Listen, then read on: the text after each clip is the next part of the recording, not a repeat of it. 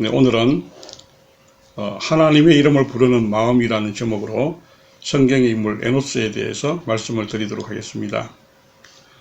에노스의 이름의 뜻은 아담과 같은 뜻입니다. 그래서 사람이나 인류라는 뜻을 가지고 있습니다. 병들고 죽게 되는 인간의 연약함을 확인시켜주는 이름이기도 합니다.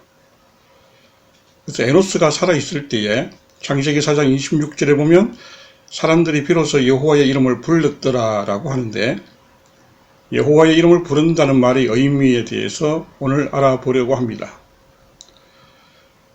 그 첫 번째, 거룩하신 하나님의 이름. 이 거룩하신 하나님의 이름에 대해서 알아보겠습니다.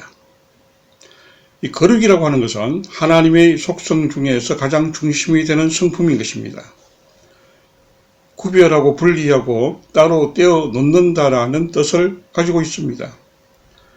어떤 것을 구별하고 따로 떼어 놓는 첫 번째 이유는 전염병 때문에, 그 다음에 부정적인 이유가 있을 때에, 그럴 때에 따로 구별하여 떼어 놓습니다.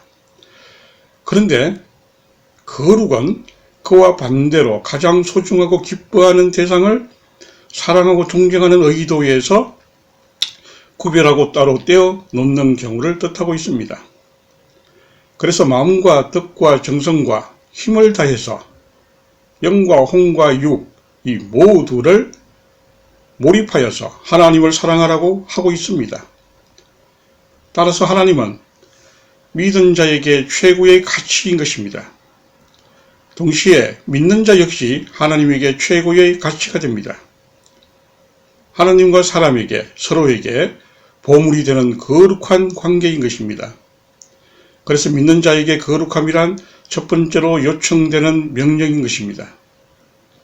여기에서 가장 중요한 자세는 마음의 욕동이 다른 대상으로 흐르지 않도록 오직 하나님께 집중하고 전심으로 몰입하는 것을 말하고 있습니다. 동시에 중요한 사항은 하나님에 대한 온전한 이해를 이야기하고 있습니다. 요컨대 온전한 이해와 전적인 사랑의 결합이 거룩함의 요체라고 말할 수가 있습니다. 그리고 두 번째, 믿는 자의 대상 관계를 이야기하고 있습니다. 믿는 자들이 관계를 맺는 대상을 크게 두 가지로 분류하고 있습니다. 하나님과 세상이라고 말할 수가 있습니다. 다시 말해서 사람과 하나님, 세상, 이 세 가지의 삼각관계를 상상할 수가 있습니다. 그런데 모든 마음의 욕동을 하나님께 몰입하는 거룩한 관계를 하나님과 맺게 된다면 세상을 바라보거나 세상에 쏟을 욕동은 남지 않게 된다는 것입니다. 여기서 하나님은 믿는 자의 마음을 꽉 채워서 온전히 사로잡게 되고 세상은 마음 바깥에 놓이게 될 것입니다. 이것이 믿는 자의 거룩한 대상관계의 모습입니다. 믿는 자의 인생 성공 여부는 오로지 하나님과 거룩한 관계에 달려 있습니다. 마음이 하나님을 알게 될수록 마음의 배가 부르고 그 결과 마음의 눈이 밝아져서 하나님이 선하시고 기뻐하시고 온전하신 뜻을 분별할 수 있게 된다고 로마서 12장 2절에 말씀하고 계십니다. 자, 믿는 자는 하나님께 전적으로 몰입하고 세상은 하나님의 섭리대로 다스려지게 될 것입니다.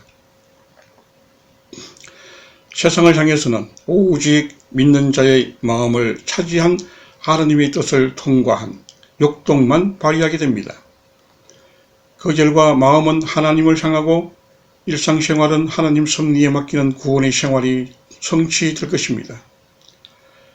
셋째, 하나님 이름을 망령되이 일컬음입니다. 하나님 이름의 본질은 죄로부터의 구원인 것입니다. 여기서 죄란 하나님으로부터 끊어지고 멀어지는 것 그 자체입니다. 아들을 낳으리니 이름을 예수라 하라. 이는 그가 자기 백성을 그들의 죄에서 구원할 자임이시라. 라고 마태복음 1장 21절에 말씀하고 계십니다.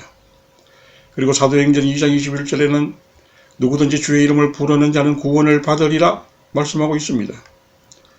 하나님의 이름을 거룩하게만 부를 수 있다면 구원은 보장되는 약속인 것입니다. 그렇다면 문제가 되는 것은 하나님 이름을 멋대로 부르고 사용하는 것입니다. 그렇기에 레위기 19장 12절에 너희는 내 이름을 거짓 맹세함으로 네 하나님의 이름을 욕되게 하지 말라라고 말씀하고 계십니다. 마태복음 5장 37절에 오직 너희 말은 옳다 옳다 아니라 아니라 하라. 이에서 지나는 것은 악으로부터 난다고 말씀하고 있습니다. 자, 네 번째, 하나님의 이름을 부르는 에노스입니다. 이 에노스는 물론 종교인들 대부분이 하나님의 이름을 부르는 때는 대개 자신의 유약함이 깊이 느껴질 경우입니다. 그렇지 않으면 세상에서의 안정과 성공을 기원할 때라고 말할 수가 있습니다. 문제는 여기서 거룩함이 없을 가능성이 너무 크다는 점입니다. 에노스 역시 거룩한 하나님 이름을 더럽혔던 경우에 해당된다고 여겨집니다.